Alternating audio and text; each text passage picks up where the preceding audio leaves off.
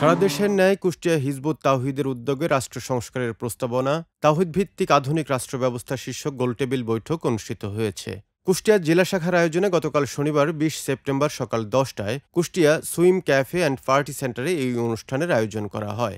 অনুষ্ঠানে জেলার সাংবাদিক, গণমাধ্যম ব্যক্তিত্ব, শিক্ষক, বুদ্ধিজীবী, আইনজীবী ও সুশীল সমাজের প্রতিনিধিরা অনুষ্ঠানে অংশ নিয়ে তাদের সুচিন্তিত মতামত তুলে ধরেন।